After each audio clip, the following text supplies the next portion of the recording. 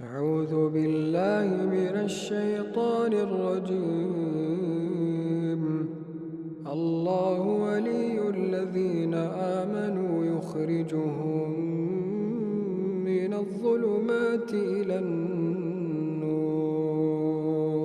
والذين كفروا أولياؤهم الطاغوت يخرجونهم من النور إلى الظلمات، أولئك أصحاب النار هم فيها خالدون. ألم تر إلى الذي حاج إبراهيم في ربه أن آتاه الله الملك، إذ قال إبراهيم ربي الذي يحيي ويميت، قال أنا أحيي وأميت. قال إبراهيم فإن الله يأتي بالشمس من المشرق فأت بها من المغرب، فبهت الذي كفر، والله لا يهدي القوم الظالمين. أو كالذي مر على قرية وهي خاوية على عروشها، قال أنى يحيي هذه الله بعد موتها، فأماته الله 100 عام ثم بعثه، قال كم لبثت؟ قال لبثت يوما أو بعض يوم، قال بل لبثت 100 عام فانظر إلى طعامك وشرابك لم يتسنه، وانظر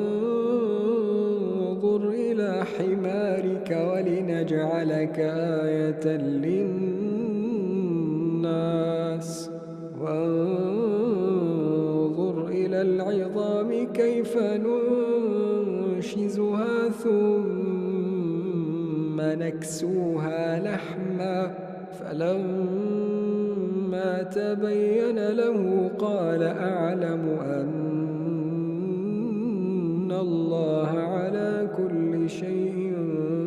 قدير. وإذ قال إبراهيم رب أرني كيف تحيي الموتى، قال أولم تؤمن؟ قال بلى ولكن ليطمئن قلبي، قال فخذ 4 من الطير فصرهن إليك، ثم اجعل على كل جبل منهن جزءا، ثم ادعهن يأتينك سعيا، واعلم أن الله عزيز حكيم. مثل الذين ينفقون أموالهم في سبيل الله كمثل حبة أنبتت 7 سنابل. مثل الذين ينفقون أموالهم في سبيل الله كمثل حبة أنبتت 7 سنابل في كل سنبلة 100 حبة، والله يضاعف لمن يشاء، والله واسع عليم. الذين ينفقون أموالهم في سبيل الله ثم لا يتبعون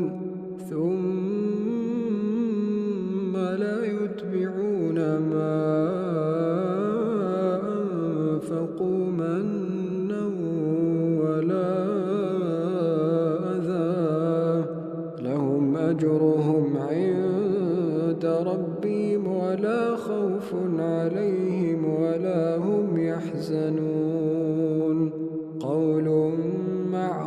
معروف ومغفرة خير من صدقة يتبعها أذى والله غني حليم. يا أيها الذين آمنوا لا تبطلوا صدقاتكم بالمن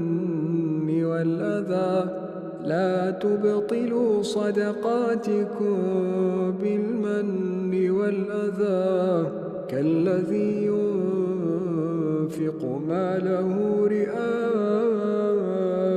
الناس ولا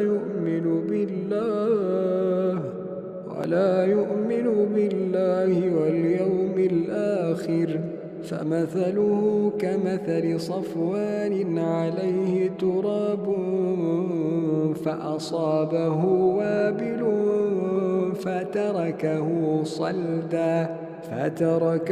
صلدا لا يقدرون على شيء مما كسبوا والله لا يهدي القوم الكافرين. ومثل الذين ينفقون أموالهم ابتغاء مرضات الله وتثبيتا من أنفسهم كمثل جنة بربوة أصابها وابل فآتت أكلها ضعفين فإن لم يصبها وابل فطل والله بما تعملون بصير. أيود أحدكم أن تكون له جنة من نخيل وأعناب تجري من تحتها الأنهار له فيها من كل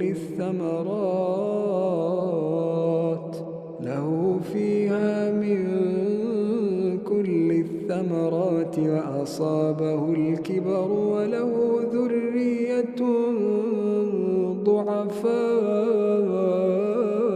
ضعفاء فأصابها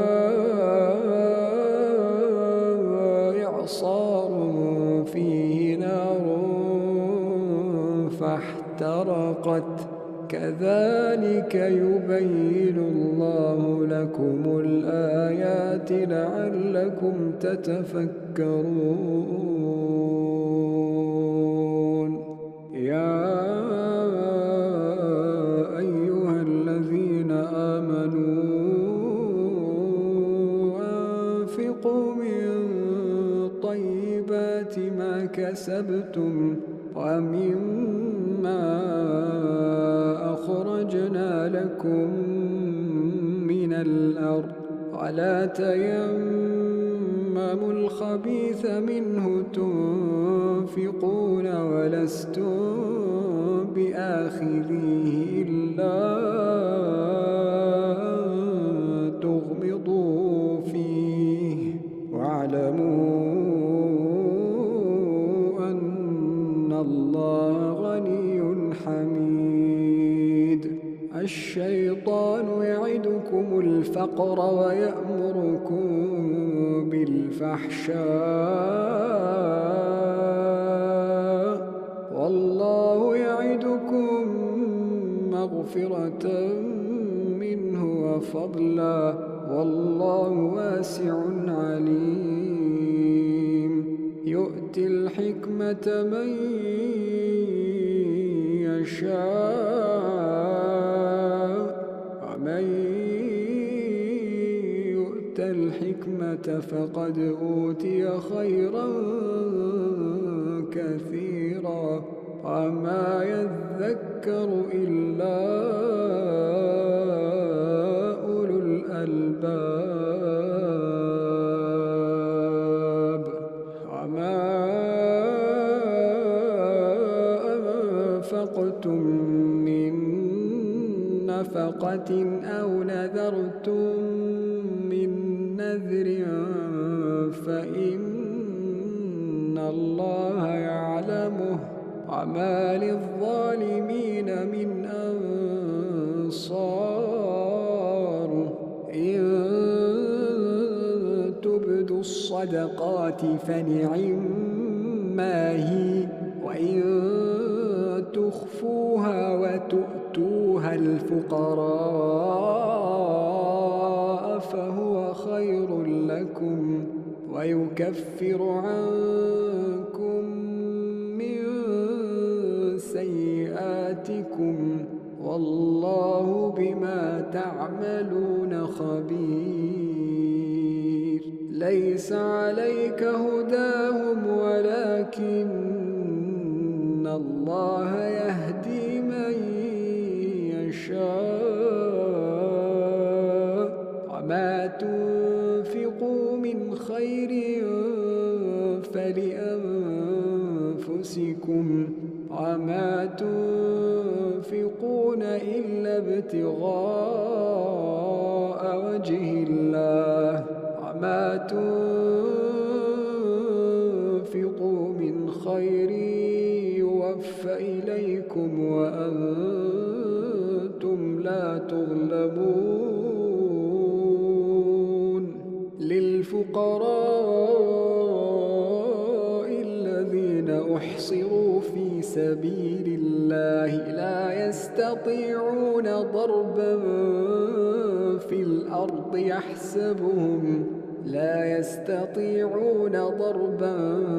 في الأرض يحسبهم الجاهل أغنياء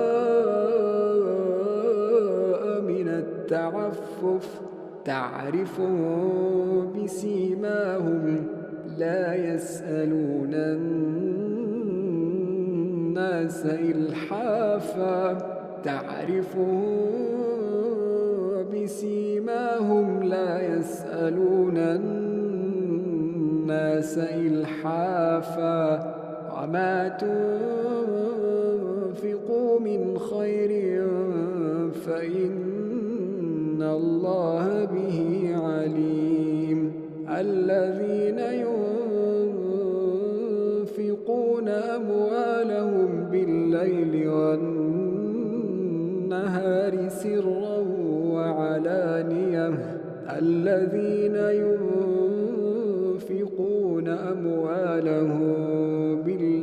والنهار سرا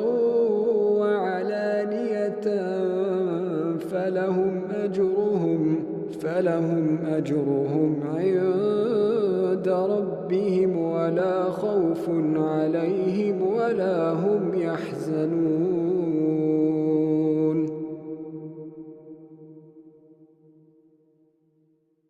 أعوذ بالله من الشيطان الرجيم. ولو يعجل الله للناس الشر استعجالهم بالخير لقضي إليهم أجلهم فنذر الذين لا يرجون لقاءنا في طغيانهم يعمهون. وإذا مس الإنسان الضر دعانا لجنبه أو قاعدا أو قائما فلما كشفنا عنه ضره مر كأن لم يدعنا إلى ضر مسه كذلك زين للمسرفين ما كانوا يعملون. ولقد أهلكنا القرون من قبلكم لما ظلموا وجاءتهم رسلهم بالبينات وما كانوا ليؤمنوا كذلك نجزي القوم المجرمين. ثم جعلناكم خلائف في الأرض من بعدهم لننظر كيف تعملون. وإذا تتلى عليهم آياتنا بينات قال الذين لا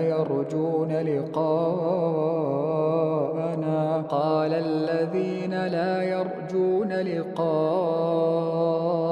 ائت بقرآن غير هذا أو بدله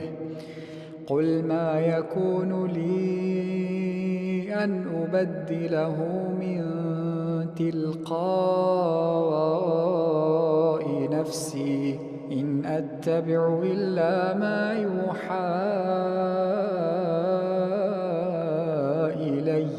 إني أخاف إن عصيت ربي عذاب يوم عظيم. قل لو شاء الله ما تلوته عليكم ولا أدراكم به فقد لبثت فيكم عمرا من قبله أفلا تعقلون. فمن أظلم ممن افترى على الله كذبا أو كذب بآياته إنه لا يفلح المجرمون. ويعبدون من دون الله ما لا يضرهم ولا ينفعهم ويقولون هؤلاء شفعاؤنا عند الله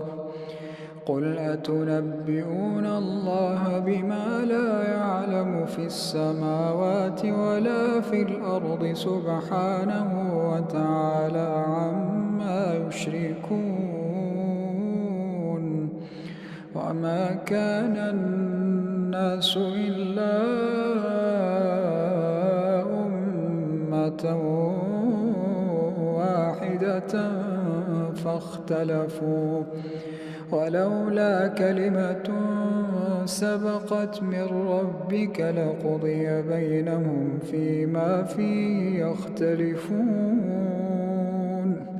ويقولون لولا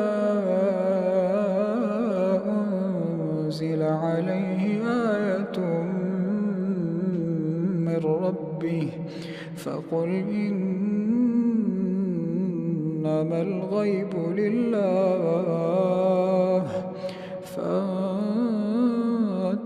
فانتظروا إني معكم من المنتظرين.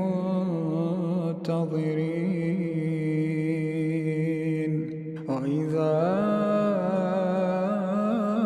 أذقنا الناس رحمة من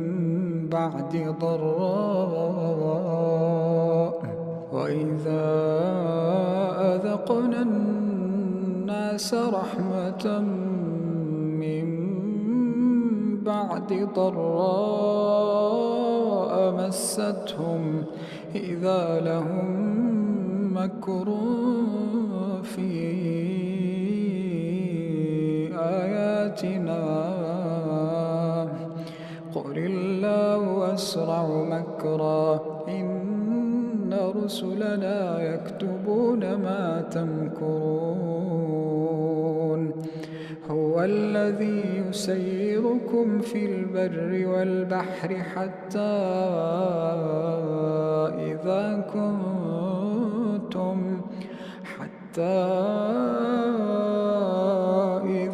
كنتم في الفلك وجرين بهم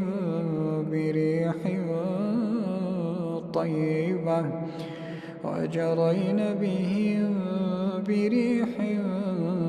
طيبة وفرحوا بها جاءتها ريح عاصف وجاءهم الموج من كل مكان وظنوا أحيط بهم دعوا الله مخلصين له الدين لئن أنجيتنا من هذه لنكونن من الشاكرين فلما أنجاهم إذا هم يبغون في الأرض بغير الحق يا أيها الناس إنما بغيكم على أنفسكم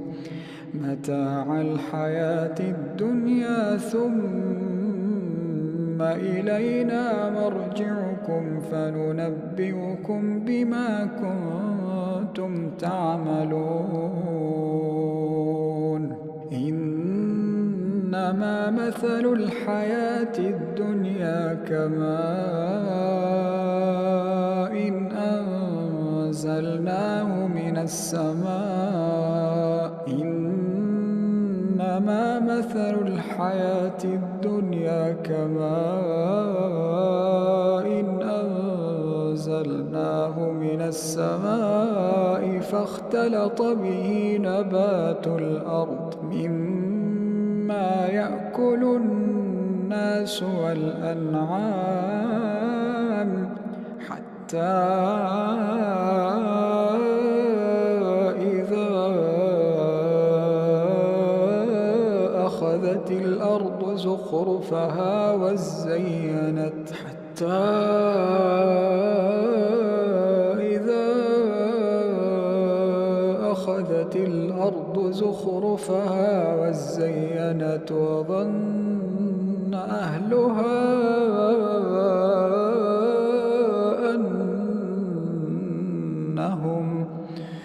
وظن أهلها أنهم قادرون عليها أتاها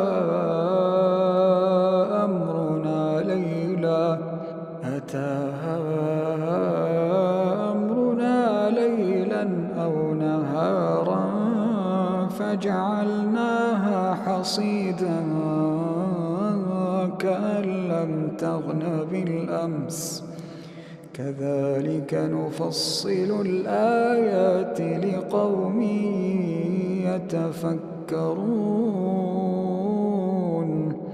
والله يدعو إلى دار السلام ويهدي من يشاء إلى صراط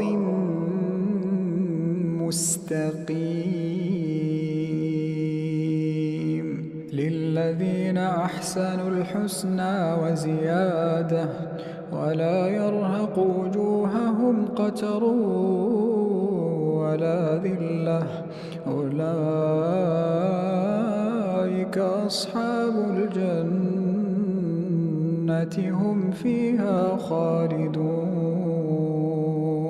والذين كسبوا السيئات جزاء سيئة بمثلها وترهقهم ذلة ما لهم من الله من عاصم كأنما أغشيت وجوههم قطعا من الليل مظلما أولئك أصحاب النار هم فيها خالدون ويوم نحشرهم جميعا ثم نقول للذين أشركوا مكانكم أنتم وشركاؤكم فزيلنا بينهم وقال شركاؤهم ما كنتم إيانا تعبدون فكفى بالله شهيدا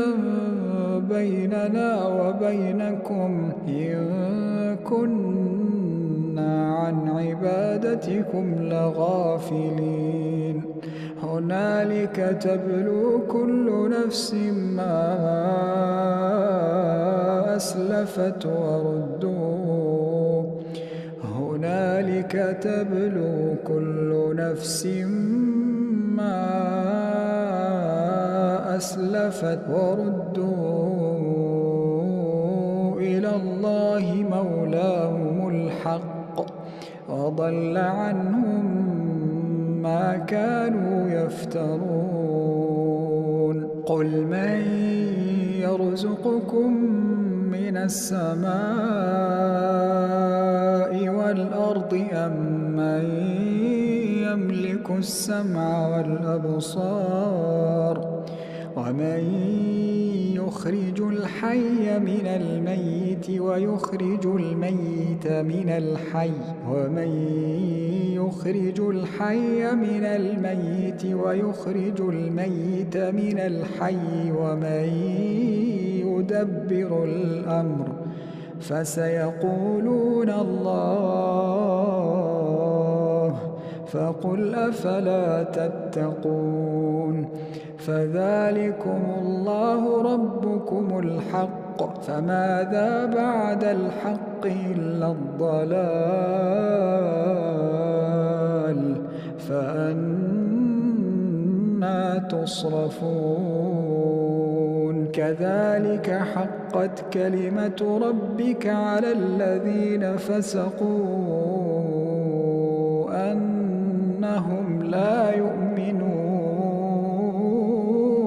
قل هل من شركائكم من يبدأ الخلق ثم يعيده قل الله يبدأ الخلق ثم يعيده فأنى تؤفكون قل هل من شركائكم من يهدي إلى الحق قل الله يهدي للحق أفمن يهدي إلى الحق أحق أن يتبع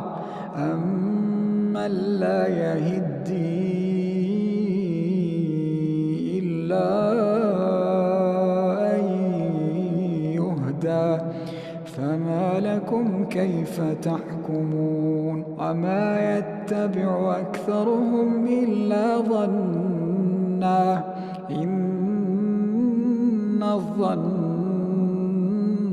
لا يغني من الحق شيئا إن الله عليم بما يفعل